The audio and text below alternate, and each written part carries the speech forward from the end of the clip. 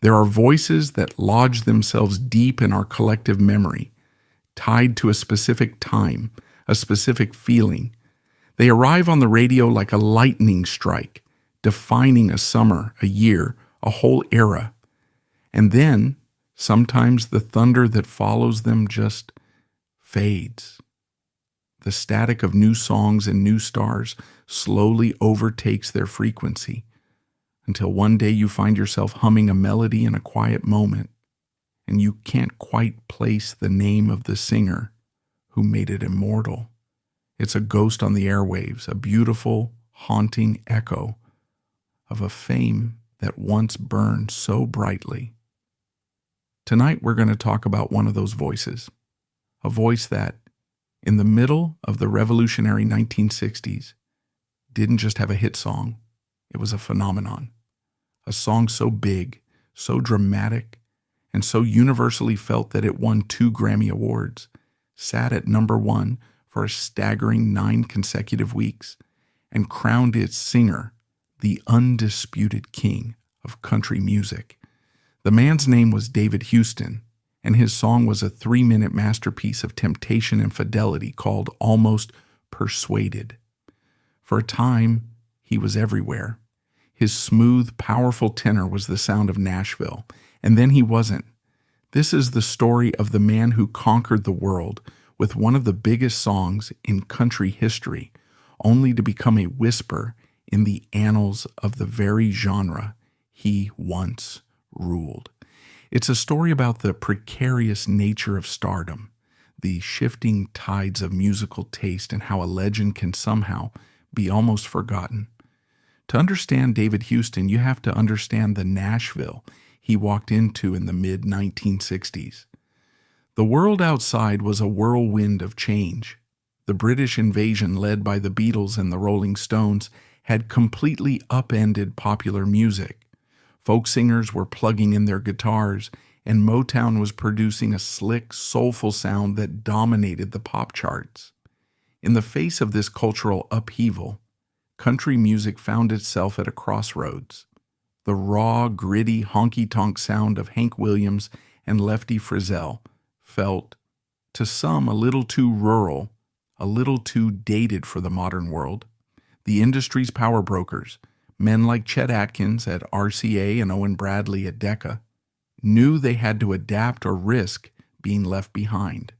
Their solution was a new sound, a controversial but commercially brilliant fusion that would come to be known as countrypolitan, or the Nashville sound.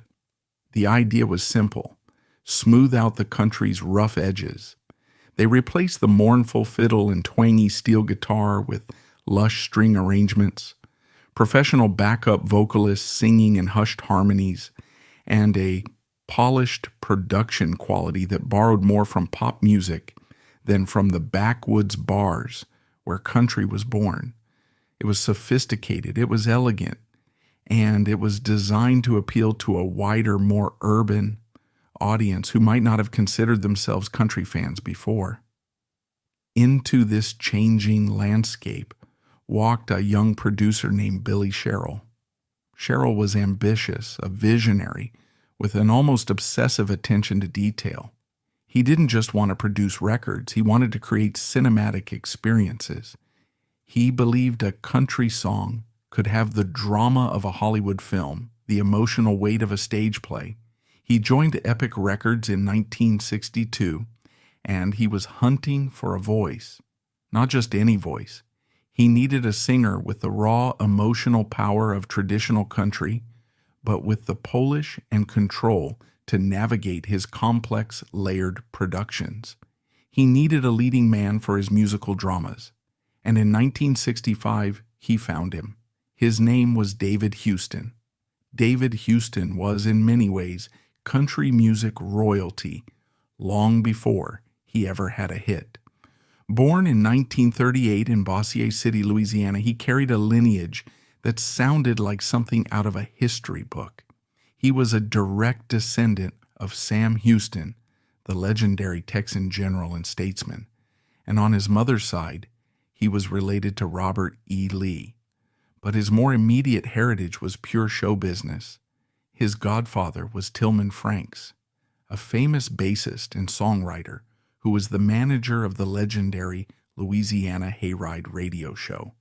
The Hayride was the cradle of superstars. It was the stage where a teenage Elvis Presley got his first major break, where Hank Williams became a legend, and where Johnny Cash honed his craft. Growing up in this environment, David Houston breathed music. He was on stage by the age of 12, a regular performer on the Hayride, learning at the feet of giants. He had a natural, God-given instrument, a soaring, crystal-clear tenor voice that could convey incredible power and vulnerability, often in the same breath. Unlike the deep baritones of many of his contemporaries, like Johnny Cash or Merle Haggard, Houston's voice sat in a higher register, giving it a unique pleading quality. He signed his first record deal as a teenager, but success was elusive. For years, he kicked around the edges of the industry, releasing singles that fizzled out. By the early 1960s, he had all but given up on a music career. In a story that feels almost too humble to be true, the man who would one day win 2 Grammys was working a steady job as an insurance salesman in Shreveport, Louisiana. Music was a dream he had packed away. But Billy Sherrill hadn't forgotten the sound of that voice. He tracked Houston down and convinced him to come to Nashville for one more shot, signing him to Epic Records. Their initial sessions together produced a few minor hits, but nothing that set the world on fire. They were still searching for the right material, the perfect vehicle for Houston's voice and Sherrill's grand production style. Sherrill, along with his writing partner Glenn Sutton, had been tinkering with a song idea. It was a story song, a morality tale about a married man out on the town, tempted by a beautiful stranger who finds himself on the brink of infidelity before catching sight of his wedding ring and going home. It was a theme as old as time, but they wanted to frame it with a new kind of drama. The song was called Almost Persuaded. The recording session for that song has become the stuff of Nashville legend. Sherrill assembled the A-team of studio musicians, the same legendary Nashville cats who played on countless hits. But he added his own signature touches, a soulful, church-like organ, and a female choir that cooed and sighed like a Greek chorus commenting on the unfolding drama. At the center of it all was David Houston. Sherrill didn't just want him to sing the lyrics, he wanted him to act them. He pushed Houston to deliver the lines with a sense of breathless internal conflict. The performance they captured was pure magic. Houston's voice aches with temptation. You can hear the struggle in his phrasing, the pull between desire and duty. The song builds and builds, the organ swells, the choir harmonizes, and just as the tension becomes almost unbearable, Houston speaks the final lines, his voice filled with relief and regret. I turned and went straight home and went to bed, almost persuaded. When Epic Records released Almost Persuaded in the summer of 1966, the reaction was immediate and overwhelming. It was more than a hit, it was a cultural event. The song shot to #1 on the Billboard Country chart and stayed there for an unbelievable 9 weeks, a record at the time.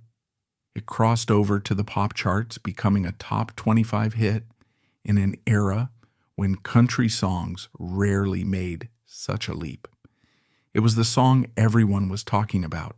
It perfectly captured a certain anxiety of the time, a world grappling with a new sexual freedom while still clinging to traditional values. The song was a mirror reflecting the private struggles and moral questions that simmered beneath the surface of everyday life. For David Houston, life changed overnight. He went from a former insurance salesman to one of the biggest stars in America.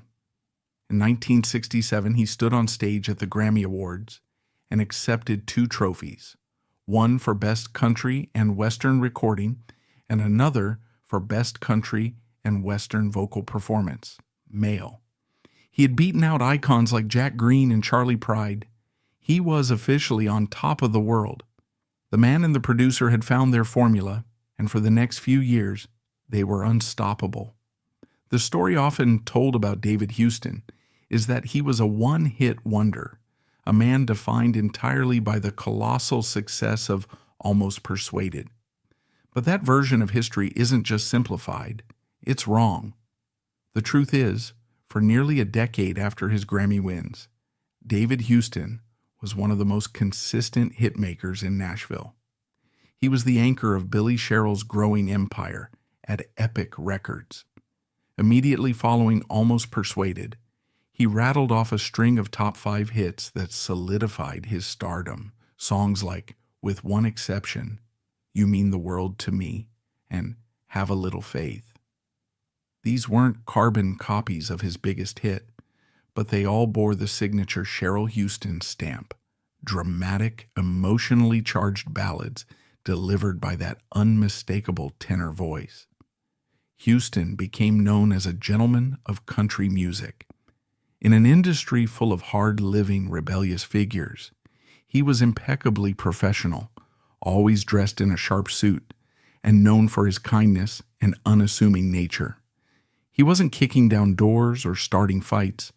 He was showing up to the studio, doing his job with consummate skill and delivering hits. His status was so secure that when Billy Sherrill discovered a fiery, immensely talented young singer named Tammy Wynette, he chose David Houston to be her first duet partner. Sherrill believed that a collaboration with an established star like Houston would be the perfect launching pad for her career. Their first duet, 1967's My Elusive Dreams, was a masterpiece of storytelling. It was a poignant song about a couple chasing a better life all across the country, always one step behind their dreams. The chemistry between Houston's steady, hopeful voice and Wynette's heartbroken cry was electric. The song became a #1 hit and is now considered one of the greatest duets in country music history. They would follow it up with another classic, It's All Over, proving that their partnership was no fluke. Throughout the late 60s and early 70s, the hits just kept coming. Already It's Heaven, Baby, Baby, I Know You're a Lady, A Woman Always Knows. Between 1966 and 1974, David Houston placed more than 24 songs in the top 10 of the country charts. He was a constant, comforting presence on the radio. He was the voice of adult country music, songs for grown-ups, about grown-up problems. He sang about love, temptation, heartbreak, and devotion with a maturity that resonated deeply with his audience. He was, by any objective measure, a superstar. He was a member of the Grand Ole Opry, a Grammy winner, a reliable headliner who could sell out concert halls across the country. He had a beautiful home, a loving wife named Iris, and the respect of his peers. He had achieved the dream he had given up on while selling insurance policies just a few years earlier. So what happened? If he was so successful for so long, why does his name now draw a blank stare from so many while his contemporaries, Johnny Cash, Merle Haggard, George Jones, Loretta Lynn, have become immortal icons? Why, as the prompt for this story so perfectly puts it, was he the Grammy winner that country radio forgot? There isn't one simple answer to why David Houston's star began to fade, but rather a confluence of factors, a perfect storm of changing tastes, industry shifts, and the subtle, often cruel, politics of legacy. The very sound that had made him a star, the polished and sophisticated countrypolitan sound, soon became a victim of its own success. By the early 1970s, a new generation of artists was growing restless. They were tired of the strings, the choirs, and the slick production. They felt that the Nashville sound had become too safe, too polished, and had lost the raw, authentic soul of country music. This rebellion gave birth to the outlaw movement, led by figures like Waylon Jennings and Willie Nelson. They fought with their record labels for creative control, they grew their hair long, and they brought a gritty rock and roll attitude back to country. Their sound was lean, tough, and personal. It was the antithesis of the lush, cinematic world of Billy Sherrill and David Houston. Suddenly, the elegant ballads that had defined the late 60s started to sound dated. The outlaw movement captured the imagination of a younger audience, and the tide began to turn. David Houston, the ultimate Nashville insider, the gentleman in the suit, found himself on the wrong side of a cultural shift. He was a symbol of the old guard, the very establishment that the outlaws were rebelling against. His last major hit came in 1974. After that, his songs struggled to climb the charts. The radio playlists that were once dominated by his voice now favored the rugged baritones of Waylon, Willie, and the Boys. There was another more personal factor at play, the shadow of Almost Persuaded. The song had been so unimaginably huge that it created a paradox. It made his career, but it also defined it so completely that it overshadowed everything that came after. In the public consciousness, he wasn't David Houston, the consistent hitmaker. He was David Houston, the guy who sang Almost Persuaded. This is a common fate for artists with a truly monumental hit.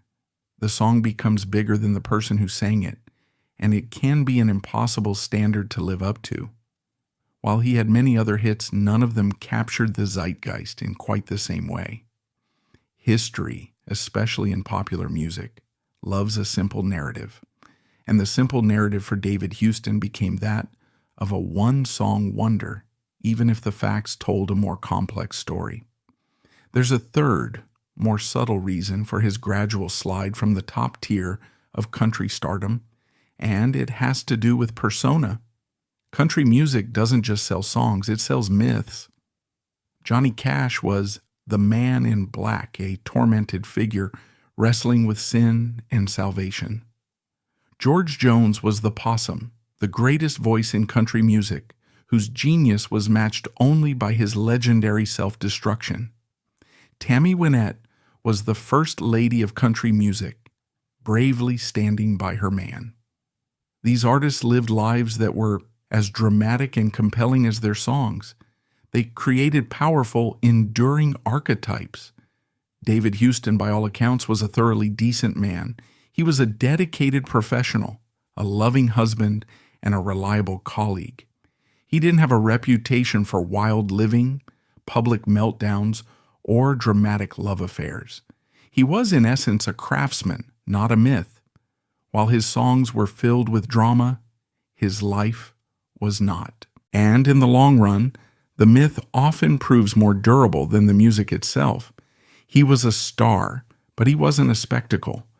And as the years went by, the spectacles were what history chose to remember most vividly. As his chart success dwindled in the mid-70s, Houston didn't disappear. He did what professional musicians do. He kept working. He parted ways with Epic Records and Billy Sherrill, the producer who had architected his career. He continued to record for smaller labels, and most importantly, he continued to tour. For the next 15 years, he was a fixture on the road, playing theaters, fairs, and clubs for the loyal fans who had never forgotten him. He was no longer the king of the charts, but he was still a beloved performer, the man with the golden voice who could, for a few hours a night, transport his audience back to the summer of 1966.